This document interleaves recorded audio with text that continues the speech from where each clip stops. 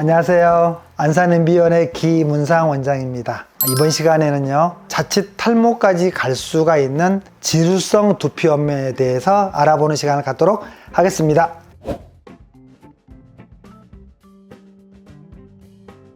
어떤 경우가 지루성 두피염인가 자가진단법들이 있는데요. 첫 번째, 머리가 쉽게 기름이 생긴다. 두 번째, 머리가 가려워서 자주 긁는다. 세 번째, 두피에 여드름이 생긴다. 즉 뽀로지가 생긴다. 네 번째는 두피나 얼굴이 뜨겁고 붉은 발진들이 많이 생긴다. 다섯 번째, 비듬, 각질이 잘 생긴다. 여섯 번째, 머리카락이 많이 빠진다. 일곱 번째, 염증이 심해져서 진물이 난다. 이런 7가지 증상 중에서 4개 정도 이상이 해당이 되면은 병원에 내원하셔서 치료나 관리를 받으시는 것이 좋겠습니다. 두피도 피부이기 때문에 타입에 따라서 지성, 건성으로 나눌 수가 있잖아요. 보통 이제 지성 피부를 가지신 분들 중에서 두피까지 지성인 분들이 많죠. 특히 청소년들 같은 경우에 이제 한창 호르몬 문제가 왕성해지고 있잖아요. 이때 이제 여드름이 많은 경우에 또 땀이 많거나 또 열이 많고 이런 분들이 또 피지 분비가 왕성해지면서 결국에는 지루성 두피염으로 내원하게 되는 경우들이 아주 많습니다.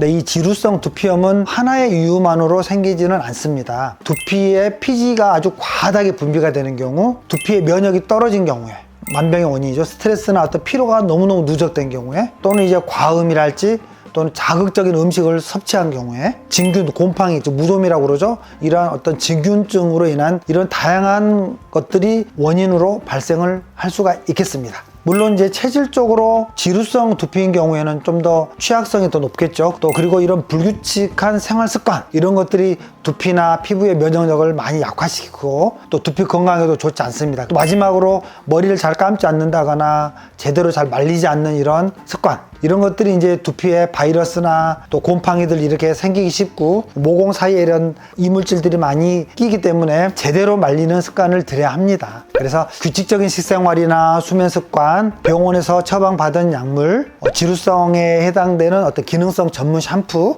진정 항염 효과를 보이는 전문 스케일링 관리, 이런 것들을 같이 이렇게 병행하신다면 고생해왔던 이런 지루성 두피염을 확실히 치료하고 재발을 줄일 수 있다고 저는 확신합니다.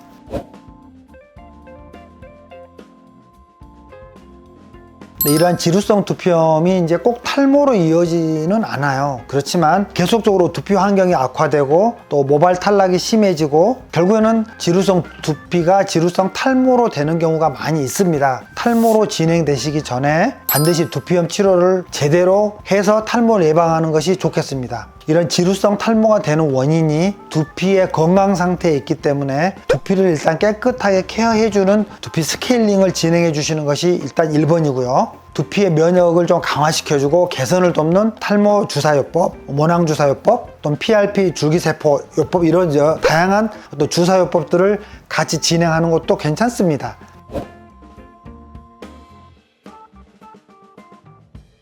지루성 두피가 되게 되면 일단 떡지고 두피가 붓습니다. 환자는 굉장히 가려움을 많이 호소하시고요. 모공 주위에 이렇게 뻘겋게 붉어져 있고 염증이 있죠. 각질이나 비듬이 그 주위에 많이 이렇게 쌓여 있어요. 그래서 이게 심하면 이 염증이 터지면서 이제 진물이 나기도 하고요. 심하면 결국에는 탈모로 이어진다는 것이 바로 문제의 핵심입니다. 치료 후에 사진을 보게 되면 우선 이 환자 같은 경우는 스케일링과 진정 항염 관리를 받으셨어요. 충분히 두피를 안정시켰고요. 필요한 어떤 약물 처방과 기능성 샴푸까지 이제 바꾸었습니다. 그래서 한 달 정도 꾸준히 치료를 한 후에 이렇게 붉었던 두피가 정말 깨끗해졌죠. 모발도 힘이 있어지고요. 이렇게 모공 주위에 있었던 염증도 보이지 않고 각질도 싹 사라지고 가려움도 당연히 좋아지게 되어 있습니다. 여러분들이 지루성 두피염을 방치하거나 악화를 해서 지루성 탈모가 되었다면 이렇게 탈모의 원인인 두피 환경을 개선하시면서 동시에 탈모 치료를 꾸준히 해 나가시기를 권장드립니다. 모낭 주사 치료, 이제 메소테라피랄지 또는 PRP 줄기세포 치료, 여기에다 플러스해서 헤어셀 같은 치료, 광선 치료, 이런 것들이 함께 약물 처방과 함께 복합적으로 이루어졌을 때 훨씬 결과가 좋습니다.